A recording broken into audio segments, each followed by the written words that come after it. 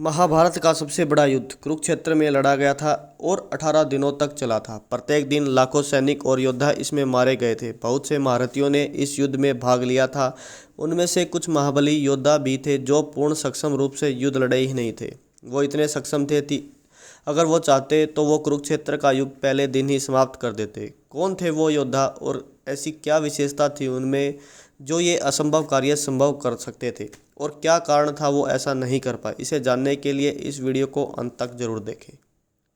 भक्ति मंत्र चैनल में आपका स्वागत है। अगर आपको हमारी वीडियो पसंद आती है तो हमारे चैनल को लाइक और सब्सक्राइब अवश्य करें। इससे हमें और भी अच्छा कार्य करने की प्रेरणा मिलती है। गुरु द्रोणाचार्य तथा अश्वत्थामा। गुरु द्रोणाचार्य ने प्रयोग, रहस्य तथा शहर विधि सहित संपूर्ण अस्त्र शस्त्रों का ज्ञान दृगुवंशी परशुराम जी से प्राप्त किया। परशुराम जी ने संपूर्ण धनुर्वेद का भी उपदेश उन्हें दिया था। वे सब ग्रहण करके द्रोणाचार्य धनुर्विद्या के पूरे पंडित बन गए थे। महर्षि अगस्त्य से उन्हें ब्रह्मास्त्र अस्त्र का ज्ञान प्राप्त हुआ था। भगवान विष्णु ने स्वयं वरदान स्वरूप उन्हें नारायण अस्त्र दिया था। इनके अतिरिक्त उनके पास बहुत से प्रलयकारी अस्त्र थे।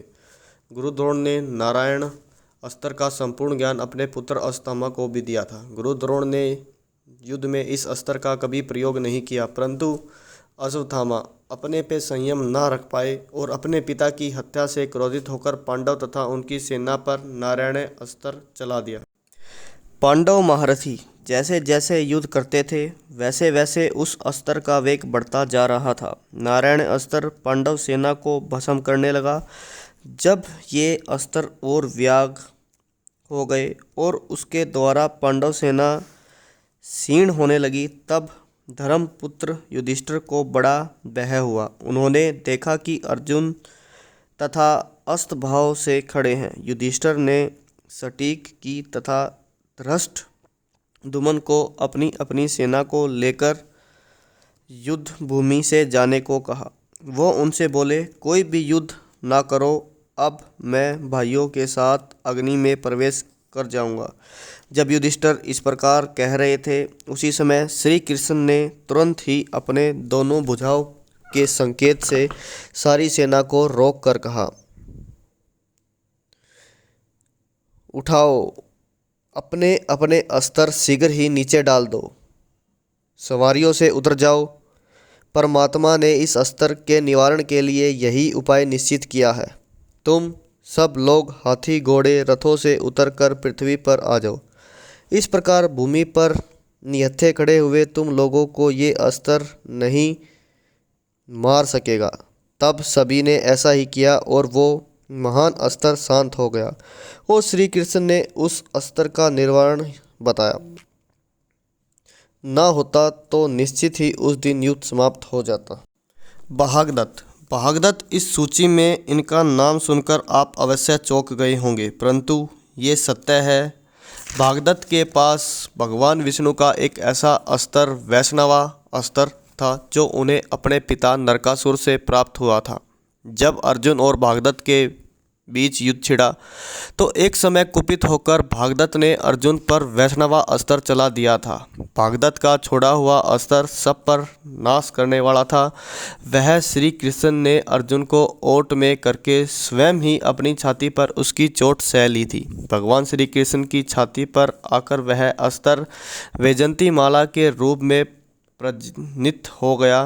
तब श्री कृष्ण अर्जुन को उस अस्त्र के बारे में बताते हुए कहते हैं, तीनों लोकों में कोई भी ऐसा वीर नहीं है जो इस अस्त्र के लिए अवध्य हो, अतः मैंने तुम्हारी रक्षा के लिए उस अस्त्र को दूसरे प्रकार से उसके पास से हटा दिया है।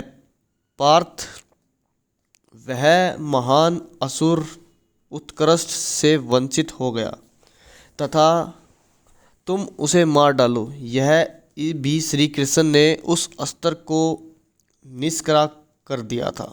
वैसे तो श्री कृष्ण पुत्र प्रद्युम्न के पास भी वैष्णवा अस्त्र था, पर उन्होंने इस युद्ध में भाग नहीं लिया था। अर्जुन महाभारत के वन पर्व के अंतर्गत तीर्थ यात्रा पर आता है। उसमें स्वयं देवराज इंद्र कहते हैं कि अर्जुन ने सारे दिव्य अस्त्र यानी सारे अयुग, अग्नि, वासु, वर्म, मरु, सिद्धि, ब्रह्मा, अंध्रह, पुराग, रक्ष, विष्णु और खुद इंद्र के सारे अस्त्रों का ज्ञान प्राप्त किया है। छाया पर लेटे पीतम बिसामा ने भी यह बात कही थी। उन्होंने कहा था कि श्री कृष्ण के अतिरिक्त अर्जुन ही तीनों लोकों में अकेले ऐसे योद्धा हैं जिनके पास ब्रह्मा, विष्णु और महादेव के दिव्य अस्त्र हैं। महाभारत के वन पर्व अध्याय 40 के अनुसार जब अर्जुन ने भगवान शिव को युद्ध में संतुष्ट किया था, तब शिव अर्जुन से प्रसन्न होकर भगवान शिव ने कोई भी वर मांगने को कहा था। वह अर्जुन ने पाशुपतास्त्र अस्त्र मांगा था। वहाँ महादेव जी ने कहा, पांडु कुमार, मैं अपने परम प्रिय पाशुपतास्त्र अस्त्र तुम्हें प्रदान करता हूँ। तुम इसे धारण प्रयोग के लिए सक्षम हो। इसे देवराज इंद्र, यम, अक्षराज, कुबेर, वरुण नहीं जानते। संपूर्ण शस्त्रों का विनाश करने वाला पाशुपता अस्त्र ब्रह्मा, अग्नि, मेघ, नारायण, इंद्र और वरुण के अस्त्रों से भी बढ़कर शक्तिशाली है। एक बार छूटने के बाद सभी प्राणियों सहित संपूर्ण त्रिलोकों को आधाभेस में भी भस्म कर सकता है तथा इसका अर्थ यानी है कि अर्जुन निश्चित रूप से ही कुरुक्षेत्र युद्ध को कुछ ही क्षणों में ही समाप्त कर सकते थे, परंतु उन्होंने अपने अधिकांश दिव्य अस्त्रों को उपयोग ही नहीं किया था।